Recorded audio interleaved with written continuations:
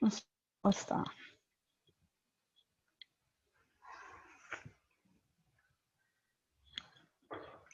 Boa noite, Neusélia. Boa noite a todos. Boa noite, Rita, e boa noite a todos. Vamos dar início mais uma vez ao nosso estudo, do miudinho do Evangelho, um estudo minucioso do Evangelho, à luz da doutrina espírita, Vamos dar início fazendo a nossa prece, agradecendo a Deus por estarmos aqui, reunidos em nome de Jesus, em nome dessa espiritualidade boa e amiga que nos atende a todos os dias e horas. Vamos lembrar da nossa casa, da nossa instituição, que todos possamos estar nesse momento vinculados aos amigos espirituais que nos atendem, no sentido de atender também aos nossos irmãozinhos necessitados, que Jesus possa nos envolver, nos trazer boas intuições e que possamos, Senhor, não só ficar a ouvir, mas que possamos colocar em prática tudo aquilo que aprendemos nessa noite, diante desses estudos, diante de teus ensinamentos. Que Jesus possa nos envolver hoje, agora e sempre. Graças a Deus. Então tá. A gente, a semana passada, até esqueceu de comentar, Mas nós vamos continuar no mesmo versículo. Esse versículo tem, vamos dizer assim, foi dividido pelo Aloysio em duas partes, a gente vai seguir a linha dele, Então, como ele sempre faz também, e é interessante a gente também fazer, porque às vezes a pessoa vai assistir o vídeo sem ter assistido um anterior, ou também deixou de assistir algum vídeo, a gente faz um contexto, um panorama do que está acontecendo. E já há várias semanas a gente está estudando passagens onde tem assim rola um contexto assim de muita tensão, de muita apreensão, E o Aloysio, ele vai fazer uma comparação com a física. O que é tensão? É como a gente brinca, de corda, Que um puxa de um lado, outro puxa do outro. Então, o que está acontecendo já há vários estudos é isso. De um lado, os fariseus, com a maneira de vida deles, de toda aquela a parte de muito conhecimento, mas de pouco sentimento, e do outro Jesus. E isso exerce assim essa tensão, fica aí ele vai falar na coletividade humana, que é o que mais ou menos ele vai dizer que hoje o nosso personagem principal é a multidão, ou a turba, Até Jesus fala, não turbe vosso coração, quer dizer, não se envolva pela turba, que é a multidão. Porque apesar daquelas pessoas viverem e gravitarem em torno de Jesus, daquele carisma, dos ensinamentos dele ficarem ali deslumbrados, Elas viviam um conflito muito íntimo, que é uma coisa que vai lembrar a gente também. Nós constantemente estamos entre a matéria, entre fazer o que a matéria pede e entre fazer o que a espiritualidade nos pede. Então, de um lado, tinha os conceitos dos fariseus, que era o convencionalismo, a superficialidade, as coisas passageiras, que é transitório, sem conteúdo, uma coisa mais rasa, mais estéril, que geralmente é mais divertido. Eu lembrei muito de comida, O pessoal fala que comida que é diet, hoje já não existe, já tem muita coisa gostosa. Mas o pessoal fala assim, por que tudo que é gostoso é proibido, Então, realmente, é mais fácil, Você seguir os ensinamentos de Jesus realmente é mais complicado.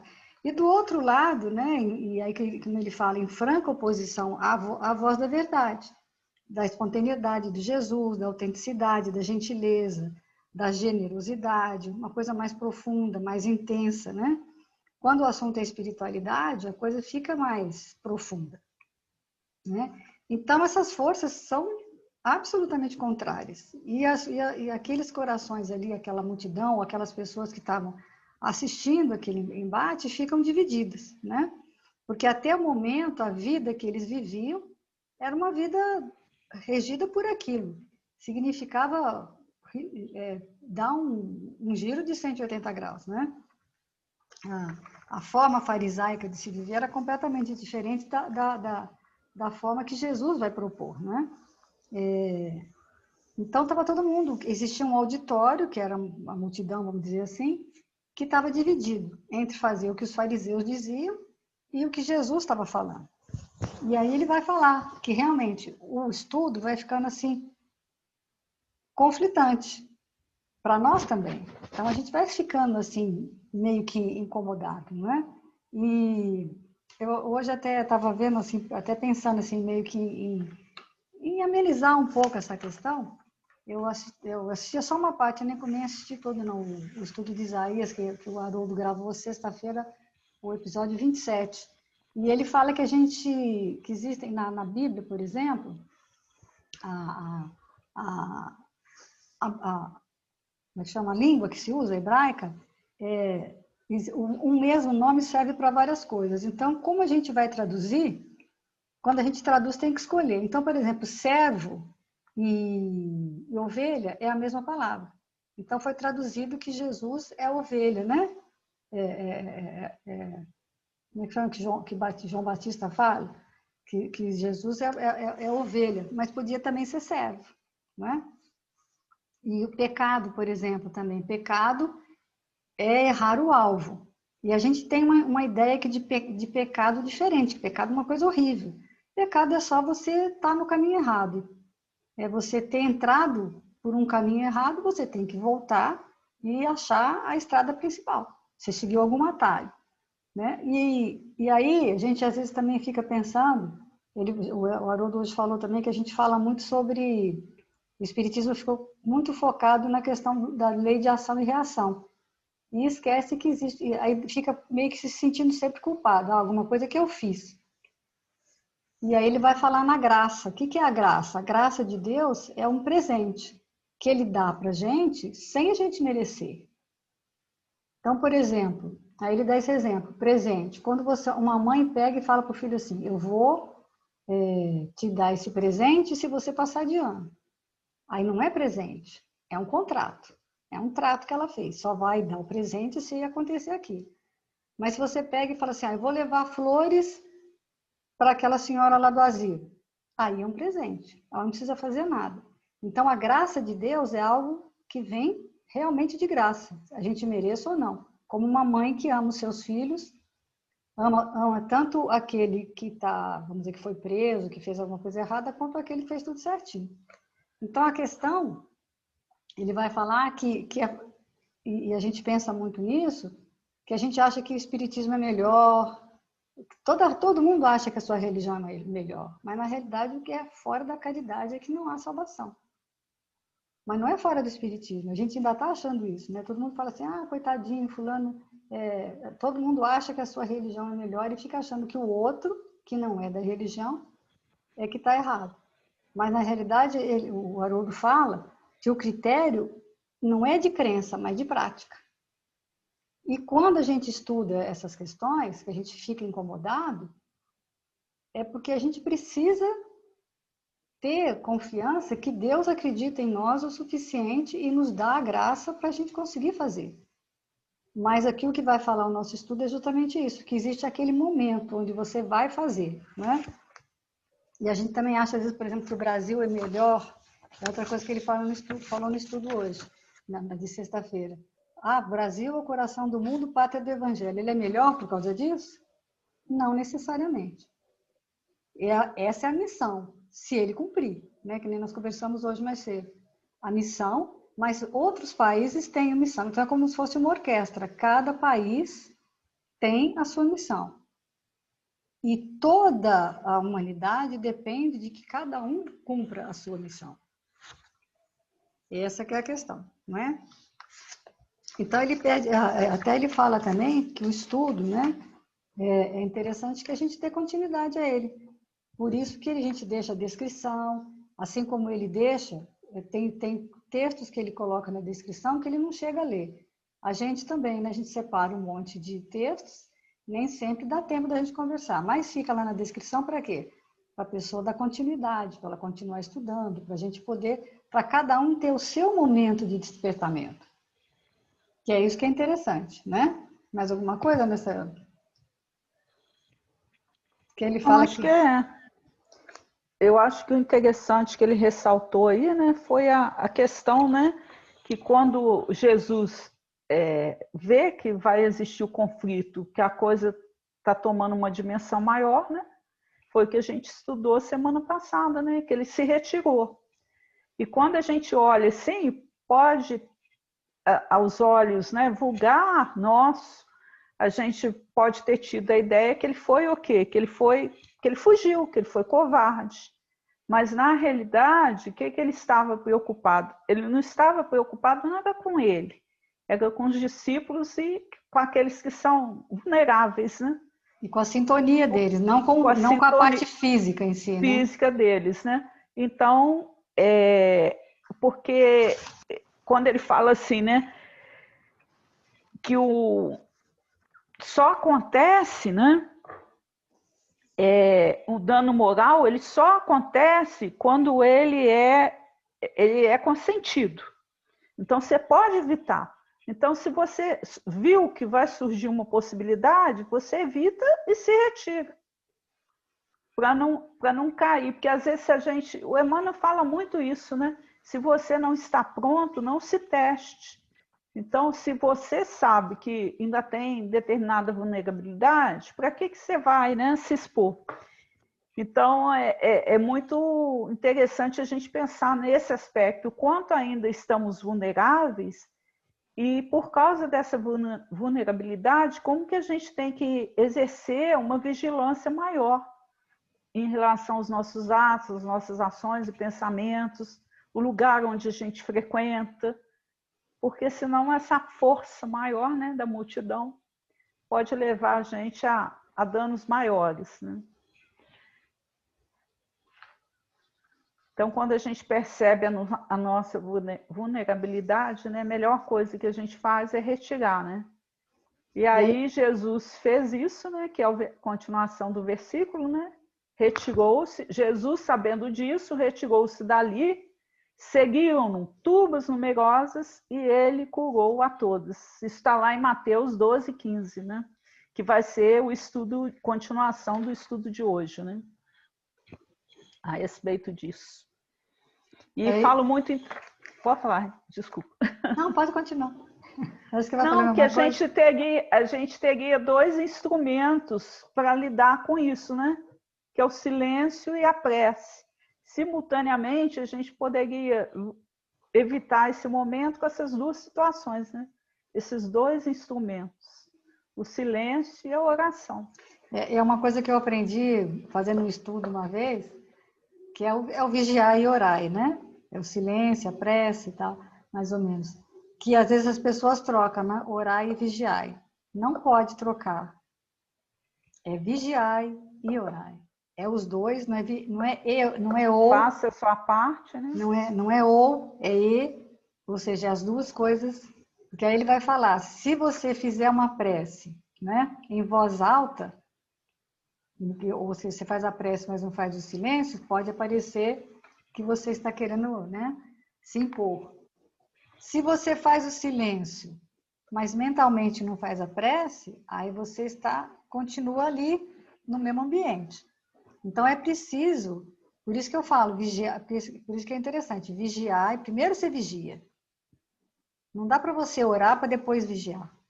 Você precisa vigiar, prestar atenção, né? Se você está num ambiente que você vê que não está legal, que não é, que está num padrão vibratório complicado e que você não vai dar conta, é realmente parar, né? Como que eu visualizo assim, colocar uma barreira mesmo, colocar uma coisa na frente para você poder respirar, para você poder equilibrar seu pensamento e aí fazer a prece. E aí ficar vibrando para que os outros também entrem em sintonia. Nem sempre você consegue também, eu acho. Não é uma coisa assim tão simples, né? Mas é mais retirar-se, que é o que ele está falando, retirar-se no sentido mental e não físico. Ah, não vou embora daqui. Você tem que estar, às vezes você precisa estar no ambiente para poder... Às vezes a sua presença no ambiente em prece e em silêncio vai melhorar os outros. Isso acontece. Se você chegar num ambiente, né, imagine, lógico que Jesus não tinha nem comparação, mas a gente às vezes sente, você está num ambiente, chega uma pessoa que é mais agradável, ela muda o ambiente. Isso é possível, né? Então, e a questão da vigilância também, né, Rita? Estabelece o quê? Que não, quando a gente fala só em oração, a gente tem a visão equivocada que Deus vai resolver tudo para nós. E a vigilância, o que é basicamente? É a gente fazer a nossa parte. Eu faço a minha parte para entrar em sintonia com aqueles que estão próximos para me ajudar, né? Que você para de somar a energia negativa para somar a energia positiva. Energia positiva. E como a vibração é a média de tudo isso, com quem que você vai resolver colaborar? De que lado você quer estar e tá dessa... É uma corda, né? É uma corda, é uma tensão. Você puxa para o lado. De que lado que você vai puxar? Não é? Então, e aí o que Jesus estava mais preocupado não era assim em sair dali, mas na realidade quem que ia acompanhá-lo. Ele fala isso muito claramente, né? E aí ele vai falar, na verdade, eu acho legal essa questão dos personagens, né, do Evangelho, que ele vai explicar, que quem que acompanha Jesus, né? São os discípulos. A multidão geralmente não acompanha Jesus. Aí as figuras do Evangelho são a multidão, não, primeiro os adversários, né? Adversários. O adversário é aquele que se opõe sistematicamente ao Evangelho. Ele persegue, né? Trabalha para prejudicar a expansão do Evangelho. Era Saulo. Saulo era perseguidor do Evangelho, né? Antes. Depois vem a turba ou a multidão, que ela não é adversária já. Ela acompanha Jesus, ela admira o Evangelho, ela se encanta, ela chora e fala até que tira selfie, né? Aplaude, mas é só isso. Fica aí, ela não se compromete. Então, a gente, naquele livro, Quando Voltar à Primavera, tem várias passagens. Jesus falou à multidão, a multidão se afastou, pensativa, achando bonito, às vezes até refletindo, mas sem nenhuma proposta de mudança, né? Vai continuar vivendo da mesma forma, né? Depois vem aquela coisa, né? Que o pessoal fala que a palestra tem que incomodar. Se ela não incomodar, a pessoa que fala assim, ai, que lindo, que maravilhoso, né? Isso aí você continua a multidão. O discípulo é aquele que já deu um passo além, porque ele já se sensibiliza, ele se comove com o Evangelho, ele é apaixonado, mas ele permite que o Evangelho o transforme, pelo menos um pouco. Ele passa a ser diferente, né? Não é perfeito, mas o que ele é, o discípulo?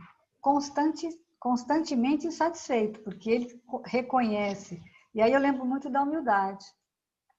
Enquanto a pessoa não tem humildade para entender o quanto ela é falha, e às vezes você fala assim, às vezes num dia você tem uma proposta, não, hoje eu vou fazer isso. Você tem até a vontade de fazer, né? Ah, não, hoje eu vou fazer alguma coisa na área da espiritualidade. Só que aí passa o dia, você vê outra coisa, aí você liga a televisão, tem alguma coisa mais interessante, você tem uma coisa da matéria que te puxa, e você não faz aquilo que você tinha se proposto a fazer na área espiritual. E aí o que acontece? Remorso, né? Aí você está o quê? Insatisfeito. Puxa, mas aí... Não, mas amanhã eu vou. Não, amanhã com certeza eu vou.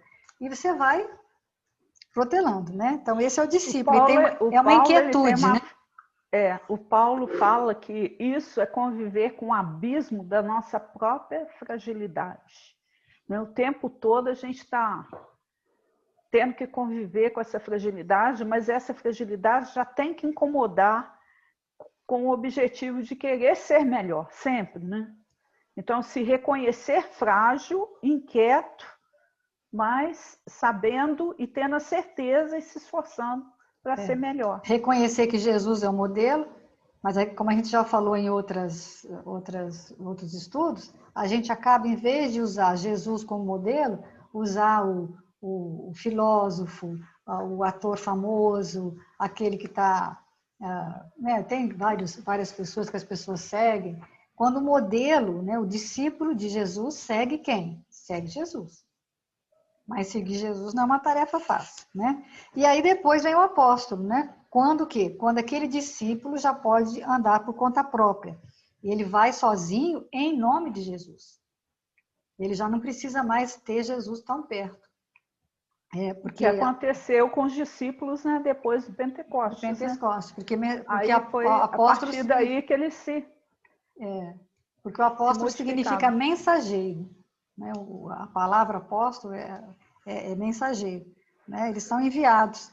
Aí mas é o que Jesus fala, né? Vou enviá-los como ovelhas no meio de lobos. Né? Então, por isso que às vezes os apóstolos vão passar tantas dificuldades. Né? E aí a palavra que nós vamos estudar hoje é o seguiram-no, né? Que significa seguiram-nos turbas numerosas e ele curou a todos. E aí fica aquela questão que ele falou, né? Como é que é então? Que ele chama de exegese, né? Que é uma questão, uma diferença, né? Uma coisa, um estudo, uma coisa para você estudar, para você entender. Se eram os discípulos que seguiam Jesus, por que ele está falando aqui que numerosas turbas o seguiram e ele curou a todos? Aí eu lembrei muito de Nicodemos também, porque ele vai falar isso, né? Quem vai saber? Ali, naquele momento, que aquele momento é um momento crucial. Porque Jesus está sabendo, e eles ali também, que ele está seguindo, que dali para frente as coisas vão piorar, porque eles estão conspirando para matar Jesus, para crucificá-lo, que é o que vai acontecer. Então, quem vai seguir Jesus dali em diante? Aí tem várias alternativas. Pode ser que alguns não tenham.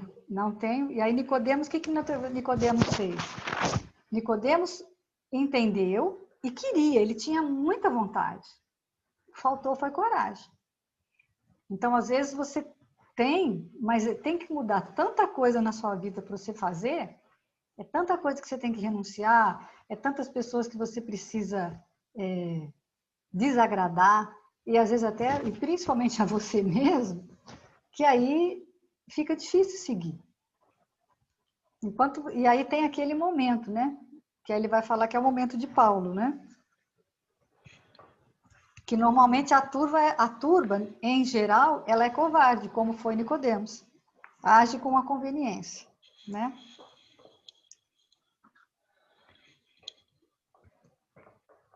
E é o momento, né, que o Paulo se converteu em Paulo, né?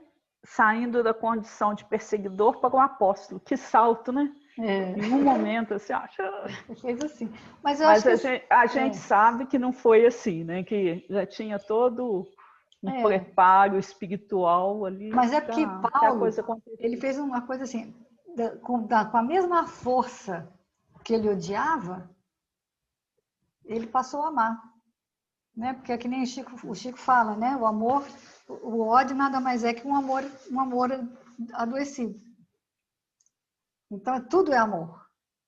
Até o ódio que Paulo tinha foi convertido em amor. Tudo que tinha nele porque aquilo era todo um conhecimento que ele tinha.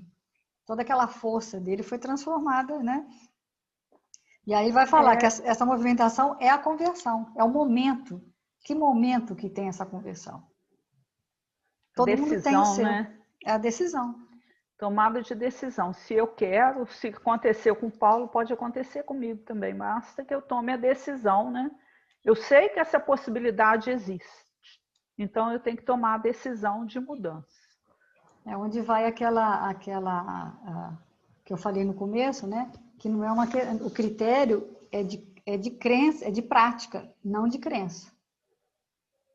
Porque ninguém se... Aí que o Aloysio falou, a pessoa não se converte em espírita, ou em católico, ou em evangélico.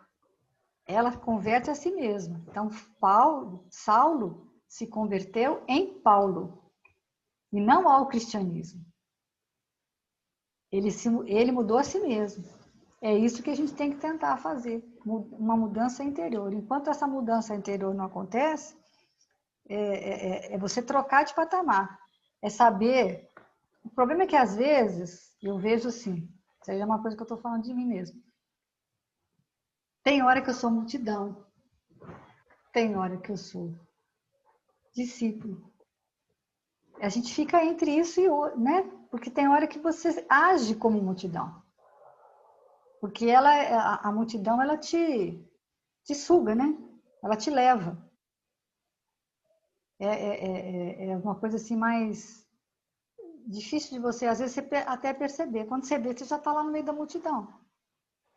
Eu acho que isso aí está muito ligado ao nosso orgulho, porque no fundo, É a você humildade, né? quer ter a aprovação do outro. Então, hoje eu estava assistindo um vídeo do Wagner de manhã, aí ele falando, né? A gente já falou isso, a questão, o quanto que é difícil, por exemplo, para um amigo te falar que você está errado em algum aspecto. E o adversário, ele fala isso tranquilo, né? Então, essa questão da multidão, como a gente ainda é carente e a gente precisa de aprovação, o que é mais fácil? Você seguir para ser aprovado por todos ou você recuar e permanecer sozinho? Porque em algum momento isso vai chegar à solidão na sua vida. E aí, como a gente tem toda essa carência, essa necessidade de aprovação, né, a gente fica, né, no morno, né? Porque é E muito aí difícil, né? Eu é penso um muito, eu fiquei desafio. pensando nisso, por exemplo, uma pessoa que tem mau hálito, que é uma coisa horrível, né? É É. horrível. Você acha que a pessoa que tem mau hálito não gostaria que alguém falasse para ela assim, olha, você está com um hálito ruim? Agora, quem tem coragem? Mas eu já tenho um trato com uma amiga minha, já falei com Bom, ela. isso aí Você é só acredita que eu tenho filho, essa paranoia? Eu é falei, eu só, tenho. tem que ser muito amigo, tem que ser esposa, tem que ser marido, tem que ser uma coisa muito íntima você falar, olha, seu hálito não tá legal não, entendeu?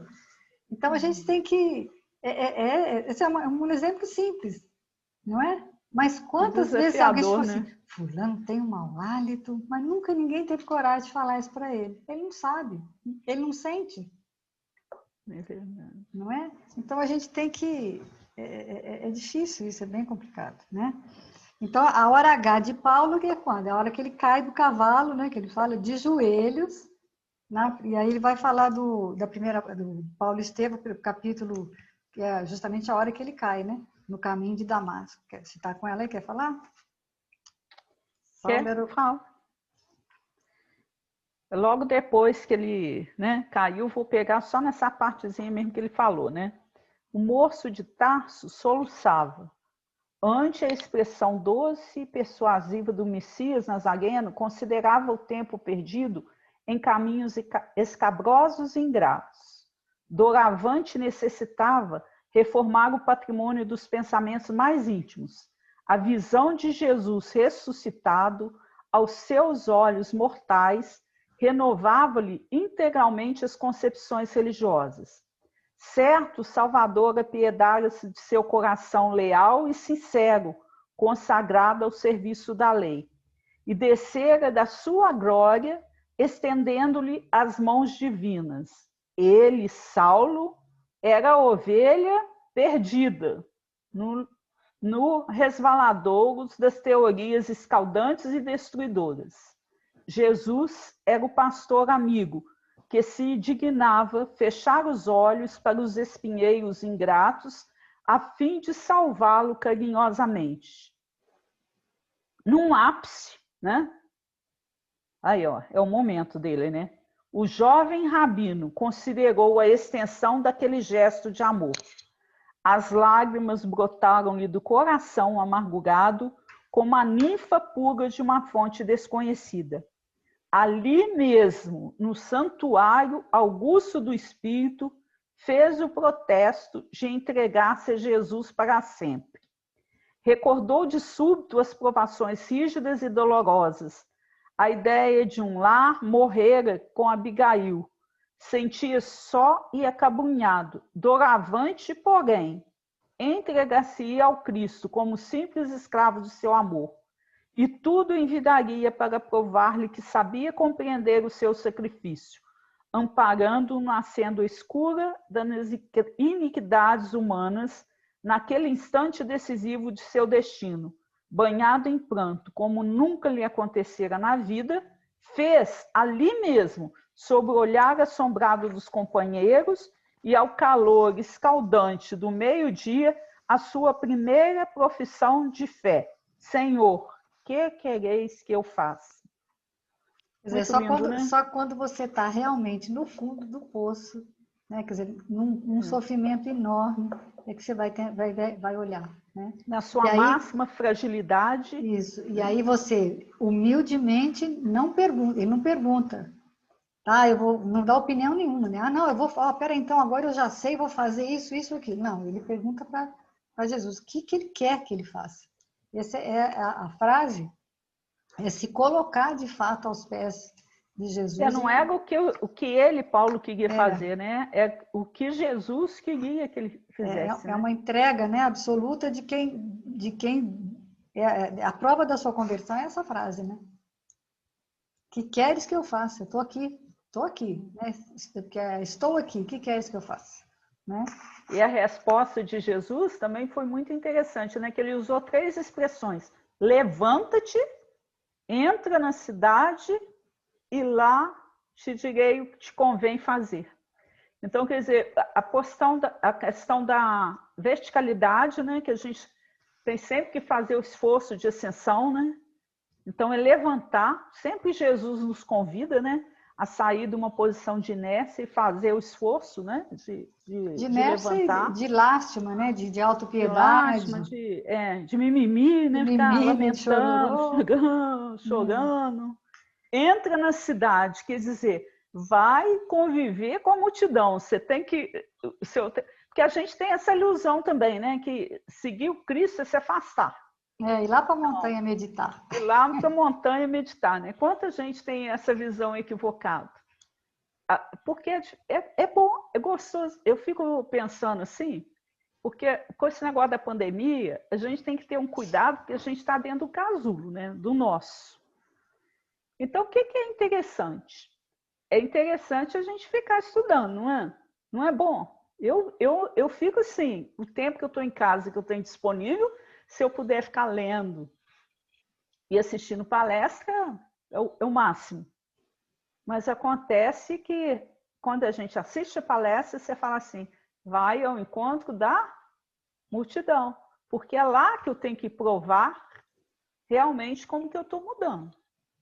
É na convivência com o outro que eu vou provar para mim mesma quanto que eu sou capaz de perdoar, de tolerar, de ter paciência, né? O quanto que a gente... Ontem, por exemplo, depois que eu cheguei em casa, né? Que eu tive aquela conversa com o Edinho, aí eu falei, Neuzelli, escorregou, porque eu perdi um pouco de paciência, sabe? Eu fui... Mas aí eu não concordo com você, porque tem hora que precisa também ter energia. É diferente. Você não pode também mas ser bonzinho. Tem hora que precisa ter alguma energia para você poder reequilibrar. Porque é um mas reequilíbrio necessário também, né? Mas a linha que separa, Não, é né? sutil, é muito sutil. Aí você fica. Aí eu fiquei me sentindo assim, sabe?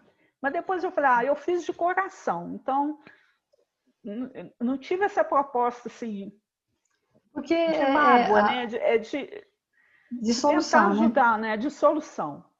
Então a gente tem que entender Porque assim. às vezes Aí a quando gente confunde e acha que uma coisa é ser bom. Jesus era bom, ele não era bobo. Ele não era aquela pessoa é, boazinha, né? Sabe, aquele bonzinho, aquela pessoa que não desagrada ninguém. Muito ao contrário, ele era bem muito pelo rebelde. contrário, né? Muito pelo Rebelde. contrário, ele era um rebelde. Então, quer dizer, Enérgico. enérgico, dentro de uma postura. É lógico que aí é o que ele fala aqui. Até que hora você discute? Até a hora que você consegue manter o equilíbrio. Se você não consegue manter mais o equilíbrio, você Retira. respira, se retira, deixa para outra hora. E também isso é muito complicado. Às vezes também não é a hora. Se a pessoa está num nível de desequilíbrio enorme, você não, é a mesma coisa de conversar com o bêbado. Você não vai perder tempo de conversar com o bêbado. Ele não vai nem lembrar que você falou com ele. Então, é essa complicação, né? Da gente ter... E aí ele fala aqui que Damasco era a maior metrópole do mundo. Quer dizer, era um lugar muito grande para ele ir mesmo. Então, a gente tem que estar realmente... Não adianta você se afastar. Você tem que estar junto para quê? para que você possa, através do seu exemplo, da sua maneira de agir, ser também exemplo. Aquela pessoa que deixa de ser multidão, ou que pelo menos no momento não é multidão, ela tem que usar o seu exemplo para que mais pessoas vão. É o que aconteceu naquele momento. Quantos foram? Ele fala até que pode ser que tenha algum fariseu que tenha ido. Como é que a gente vai saber? Mas dentro daquela multidão toda que seguiu, alguns continuaram multidão, outros se transformaram em discípulos, e mais para frente, quem sabe, apóstolos. Né? O texto da Meimei que chama Instante Dourado, eu achei na internet, diz assim, quando a situação se te revele difícil e as forças te pareçam exaustas, quando a enfermidade se te instale nas energias, semelhante a uma sombra que não consegues extinguir, quando o desânimo te procure, sugerindo-te a desistência dos encargos que abraçaste, quando as dificuldades se multiplicarem, criando-te embaraços e lutas, ou seja, está no fundo do poço, né? E quando as complicações surjam tamanhas que o abandono dos próprios encargos se te afigure como sendo o caminho a seguir, então haverás atingido o instante dourado para o testemunho de tua própria fé, porque servindo e agindo em meio a cansaço e tribulação, podes guardar a certeza de que pelas ocorrências do trabalho, Deus chegará em teu auxílio com o socorro imprevisto e com a inesperada luz. Quer dizer, é a fé, né? É a hora do teste. A hora que você vai... É linda essa página dela. E aquele outro texto também que ele fala, que Emmanuel fala que não existe, eu achei também. Você viu? Você viu? Chegou a ver? Achei. Porque ele está lá alguém postou no comentário depois, no comentário do texto, que chama esse Vinha de Luz 96, diversidade. Você tem ler? Quer ler? Não, o meu não foi diversidade, não. Convencer-se e converter-se só, que eu achei. Não, então peraí, depois esse está mais para frente, acho. Mais para frente. Agora eu peguei a segunda parte do Paulo Estevam, né? Eu achei um texto também muito bonito depois. Tá aqui. Eu pulei, porque eu segunda parte. Vamos seguir aí? Vamos. Pode ir. Essa passagem do livro também é linda, linda, linda, maravilhosa.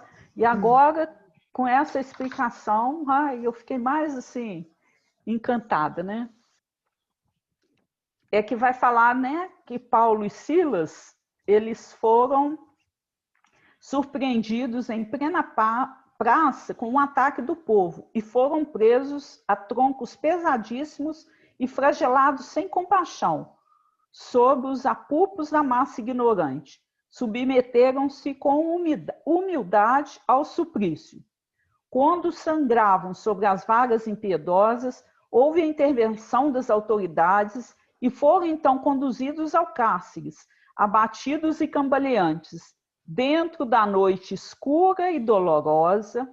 Olha só, gente, dentro da noite escura e dolorosa, incapacitados de dormir pelas dores crudelíssimas, os discípulos de Jesus vigiaram em preces ungidas de luminoso fervor.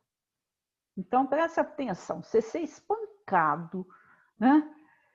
Açoitado, e aí o que você faz? Você vai ser preso, julgado lá na masmorra, e o que você vai fazer? Orar. Vigiar e orar. E vigiar.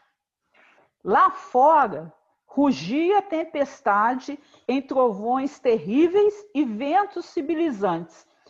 Aqui eu gostei muito da explicação que ele deu, né?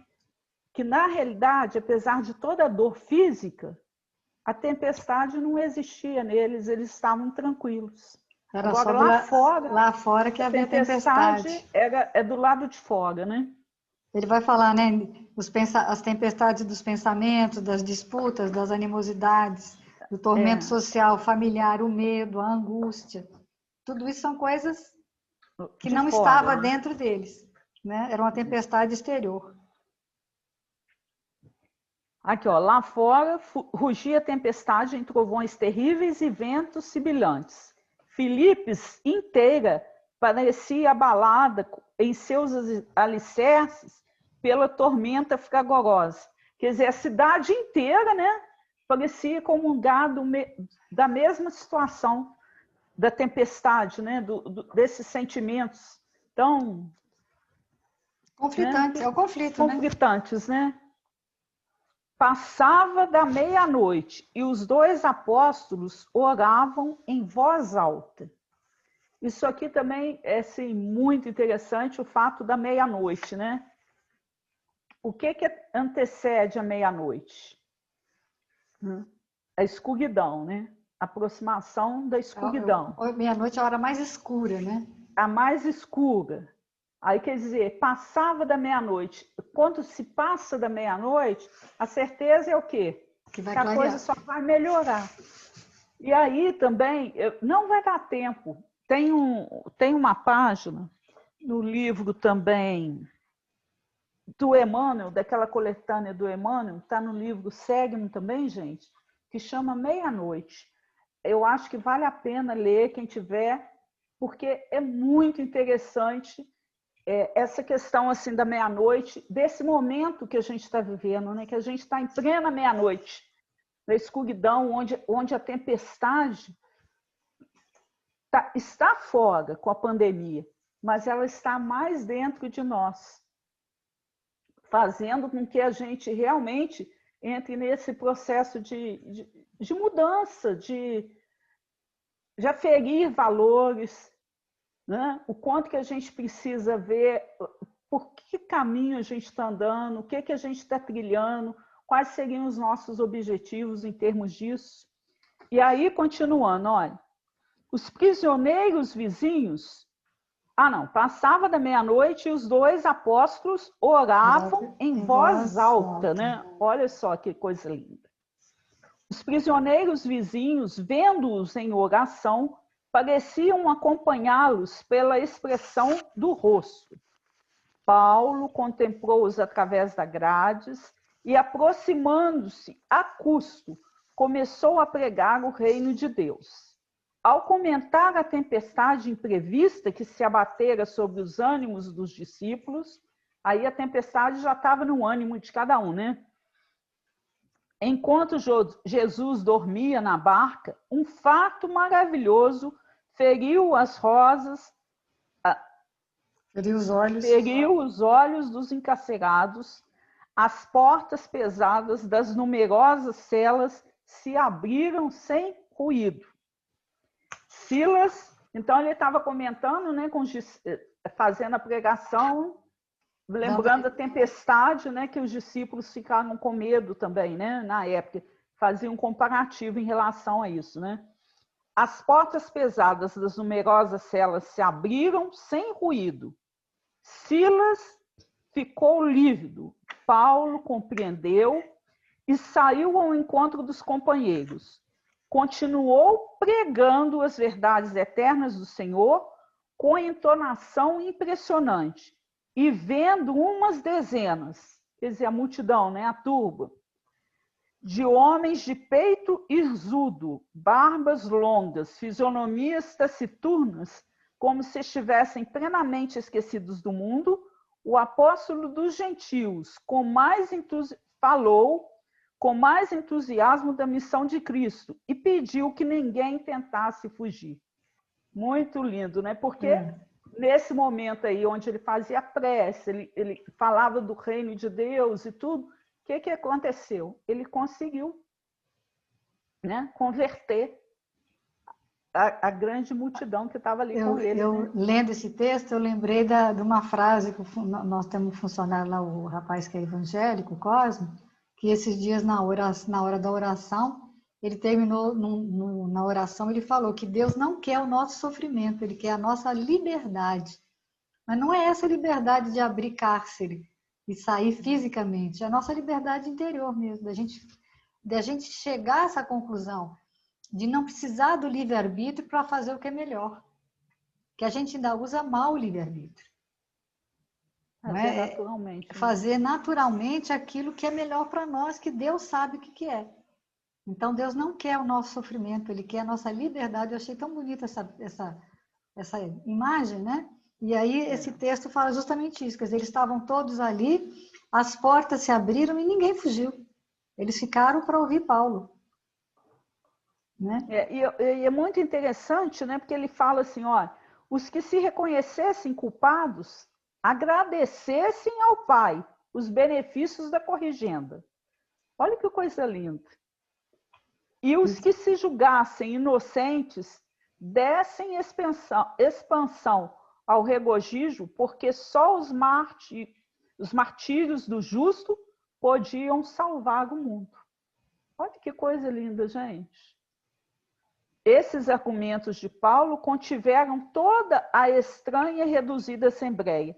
Ninguém procurou alcançar a porta de saída, senão que, reunindo-se em torno daquele desconhecido, que tão grande bem sabia falar aos desgraçados, muitos se ajoelharam em pranto, convertendo-se ao Salvador, que ele anunciava com bondade e alegria.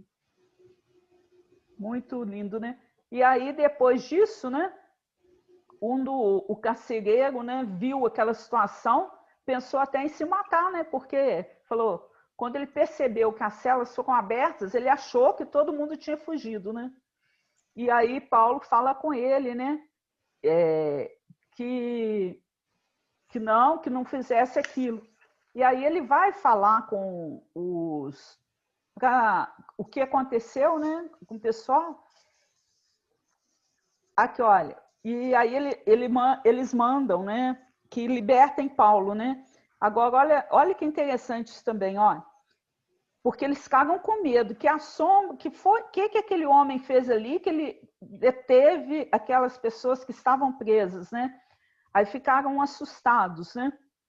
Mas Paulo, desejando oferecer garantias ao serviço cristão que se iniciava na igreja fundada, na casa de Lídia, alega sua condição de cidadão romano a fim de infundir mais respeito aos magistrados de Filipos pelas ideias do profeta Nazareno.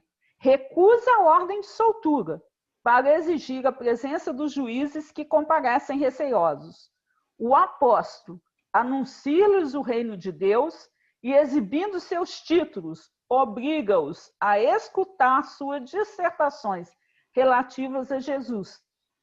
Fê-los sabedores dos trabalhos evangélicos que alvoreciam na cidade com a cooperação de Lídia e comentou o direito dos cristãos em toda parte.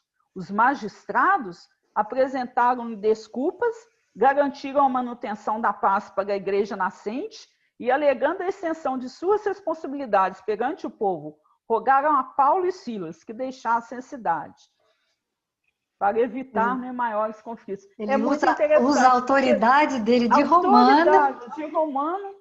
Para ainda porque fazer é uma questão. Discurso, né? É um custo-benefício. Você usar. Se fosse eu fiquei pensando se fosse a gente, né? Se os magistrados falaram, vai embora, Nilson, eu ia sair correndo, né? Mas ele não. Ele ainda teve machucado, açoitado, ferido, já tinha libertado, né? Levado a palavra grande, mas falou, não, é a possibilidade de deixar as mensagens aos magistrados também. Muito bonito. Esse livro, Paulo Estevam, é realmente assim, fantástico. Não tem coisa melhor que ele, não. Você quer ler o Vinho de Luz aí? Agora acho que eu queria ler o Conversão mesmo, porque o Vinho de Luz agora já perdeu um pouco. Aqui, esse da diversidade, ele só fala o seguinte: sem luz espiritual no caminho, reduz-se a experiência humana a complicado acervo de acontecimentos sem sentido. A força divina está operando em todas as inteligências e superintendendo todos os trabalhos. Não existem milagres de construção repentina no plano do espírito, como é impossível improvisar de momento para outro qualquer edificação de valor na zona da matéria. O serviço de iluminação da mente, com a elevação dos sentimentos e raciocínios, demanda tempo, esforço, paciência e perseverança. Daí a multiplicidade de caracteres a se aprimorarem na oficina da vida humana. Por isso mesmo, a organização de classes, padrões, esferas em número infinito, obedecendo aos superiores desígnios do Pai. Quer dizer, não existe assim, quer dizer, o Paulo é um exemplo do que pode acontecer, mas não é o que acontece normalmente. O que acontece é uma questão de tempo, né? Eu tinha até trazido aqui, mas não vai dar tempo, mas se o pessoal quiser...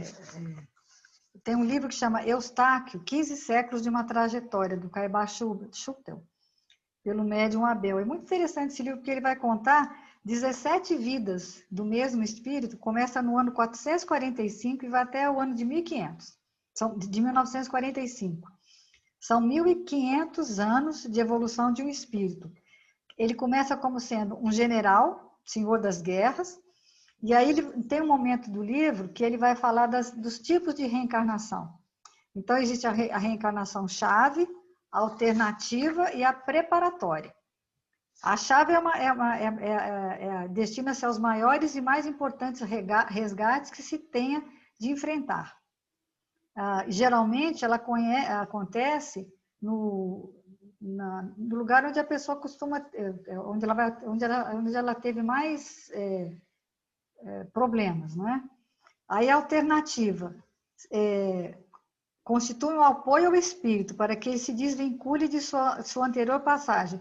Geralmente é num local distante, no outro palco. Por exemplo, se a pessoa, ele no espírito, por exemplo, ele era da França. Então, as reencarnações alternativas dele eram em outro lugar. Por exemplo, tem uma reencarnação que ele passa no Brasil. Nem sempre uma única reencarnação alternativa é suficiente. Depois tem a preparatória ou estratégica. Realizado o estágio da criatura em uma ou mais reencarnações alternativas, o retorno à crosta terrestre, que deverá preceder a reencarnação-chave, denomina-se preparatório. Quer dizer, é antes de uma reencarnação-chave. Tá? Porque assim, ó, de regra, quando a entidade atinge a reencarnação preparatória, significa ter alcançado um patamar razoável de evolução, que a credencia a um retorno decisivo, que é a reencarnação-chave. Então, às vezes, você passa por várias reencarnações alternativas, aí você tem uma preparatória, que é para você fazer a reencarnação-chave. É o momento. Por isso que eu lembrei disso, né? Não existe uma regra absoluta nesse encadeamento. A designação de cada reencarnação do espírito depende da concentração de determinados tipos de provas e expiações. Tem uma reencarnação dele que é muito interessante, porque ele é um senhor feudal, alguma coisa assim nesse momento, e ele, no fim, ele fica sozinho, porque ele faz tanta coisa errada que ele fica sozinho. E os servos, todo mundo, ele fica num castelo sozinho e se suicida. Por conta disso, ele vai ficar muitos anos, uma quantidade de 20 anos, uma quantidade enorme de tempo, dormindo, e quando ele acorda, eles contam para ele que faltava 6 meses só para ele desencarnar. E ele se suicidou. Quer dizer, se ele não tivesse se suicidado, ele teria... Se tinha aguentado mais 6 meses, ele não passaria por 20 ou 30 anos de sofrimento. Então, é bem interessante isso, porque vai falando, né, da trajetória nossa através das reencarnações. É a bênção das reencarnações, e cada vez, até que você chegue nessa reencarnação-chave.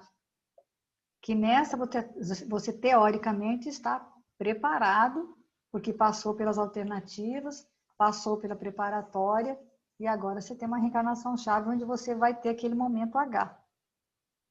Então, todos nós temos essas possibilidades. Dá tempo de falar na conversão? Acho que dá, né? Do caminho, verdade e vida. Não precisa. Eu leio só uns trechinhos, né? Muito fácil convencer-se alguém da verdade do Senhor, transformando a vida dos companheiros. Muito difícil, porém, converter-se ao Senhor da verdade, renovando a própria vida. O homem apenas convencido pode construir maravilhosos templos para o culto religioso e morrer desabrigado. Achei essa frase linda. O homem somente convencido derruba sem construir, critica sem cooperar, discute sem esclarecer, exige de todos sem auxiliar a ninguém, hostiliza o bem provável sem edificar o bem positivo. Muito perigoso convencer-se quando a verdade espiritual pede raciocínio sem converter-se a ela pelo coração. Muitos chamados, poucos escolhidos. Muitos se convencem, poucos se convertem. Somente o homem verdadeiramente convertido a Jesus adquire suficiente poder para desligar-se dos domínios do eu, buscando o reino de Deus. Só é instrumento capaz de atender com eficiência ao divino trabalho da redenção humana ao descobrir o júbilo de servir no legítimo entendimento da evolução e da eternidade. Representa efetivamente o discípulo fiel, o cooperador decisivo e voluntário. Para o seu raciocínio, unido ao sentimento, terminou o nevoeiro da negação, da incerteza e da dúvida. O Senhor determina e ele obedece. A grande questão nossa é essa, né? Obediência, né? Você se converteu ou você se converteu, né? É a grande dúvida, né? E aí também fala aqui no capítulo 15 do Caminho, Verdade e Vida, chama conversão. E tu, quando te converteres, confirma teus irmãos. Está lá Jesus, né, no Evangelho de Lucas. Não é tão fácil a conversão do homem quanto afirmam os portadores de convicções apressadas. Muitos dizem, eu creio, mas poucos podem declarar, estou transformado. As palavras do mestre a Simão Pedro são muito simbólicas. Jesus proferiu-as na véspera do Calvário. Simão presenciou acontecimentos assombrosos. Viu leprosos limpos, cegos que voltavam a ver, loucos que recuperavam a razão. Deslumbrava-se com a visão do Messias transfigurado no labor, assistir à saída de Lázaro da escuridão e do sepulcro. E, no entanto, ainda não estava convertido. Seriam necessários os trabalhos imensos de Jerusalém, os sacrifícios pessoais, as lutas enormes consigo mesmo, para que pudesse converter-se ao Evangelho e dar testemunho do Cristo aos seus irmãos. Não será por se maravilhar a tua alma ante as revelações espirituais que estarás convertido e transformado para Jesus. Simão Pedro presenciou todas essas revelações com o próprio Messias. Custou muito obter esses títulos. Trabalhemos, portanto, para nos convertermos. Somente nessas condições estaremos habilitados para o testemunho. Então, convencer é uma coisa, converter é outra parada, né? Outra diferente. É. Está na hora, né? Recado dado. Ainda bem que a gente tem a providência. Vamos lembrar, né? Que embora estejamos num momento tenso, temos a providência divina, a graça de Deus que nos dá, mesmo que a gente não mereça. A gente não mereça. Que a gente possa acreditar nisso, né? É. Mas a gente tem que ser testado, né? E o teste, a gente nunca sabe que dia que vem, nem que hora. É estar pronto, né? Viver cada minuto como se fosse o último, né? É muito... Quando a gente vai trabalhando essas questões, né? Que falou ali na leitura, né? Com a eternidade e a imortalidade, a gente vai tendo mais serenidade, né? No coração para entender que tudo passa, né? Com certeza esse momento que a gente está vivendo aí vai passar e depois a gente vai lembrar dele e falar assim, ah, que bom que veio, porque a gente precisava mesmo, sabe, aprender. Mas é que tá, a gente já está convencido disso, só. É. Nós só estamos convencidos. Racionalmente, né? Aquela coisa assim, não, eu sei que está certo, mas dizer que eu gosto é meio difícil, né? Dizer que eu tenho prazer nisso, que bom, que bênção. Será? Né? É aí que está a dificuldade. Então é só vigilância e prece mesmo para resolver essa parada. Terminar? Está na hora, Vamos. né? Só prece é sua. Então vamos lá. amigos espirituais, só nos resta agradecer a possibilidade de estarmos aqui fazendo esses estudos. Quando a gente estuda, o entendimento mais próximo é o nosso, né? E a gente está falando exatamente assim, os dois ouvidos que estão próximos, o olhar é sempre nosso. Então que a gente tenha a certeza e a responsabilidade que a gente precisa trabalhar o nosso desinteresse pessoal, a nossa mudança, deixando ao nosso irmão, companheiro de jornada, a responsabilidade pelas escolhas dele e por caminho que cada um tem que trilhar, né? Que a gente tenha cada vez mais consciência disso, porque quando a nossa dosagem de queixa e de cobrança diminuir, com certeza a gente já vai estar bem mais próximo, né, de ser um discípulo, tornando a nossa vida melhor e, consequentemente, quando a gente torna a nossa vida melhor, aqueles que estão partilhando conosco no caminho também vão se sentir melhores sobre a nossa influência salutar. Que a gente possa ser essa influência do caminho, né, do bem, àqueles que convivem conosco. Que as nossas bênçãos nesse momento possam se estender aos nossos irmãos que estão em situações provacionais mais difíceis, que eles, tanto quanto nós, adquiram cada vez mais a consciência de que ainda necessitamos das dores para burilar nossos espíritos, mas que se buscarmos cada vez mais o caminho do amor, da fraternidade, da paciência e tolerância, toda a nossa vida será iluminada e iluminará também o caminho de todos nós. E é com essa certeza desse amparo, dessa proteção que nós agradecemos, rogamos a Deus que envolva também a todos os frequentadores lá da nossa casa, do Francisco de Assis, que nesse momento todos eles possam receber as nossas vibrações de carinho e de amor.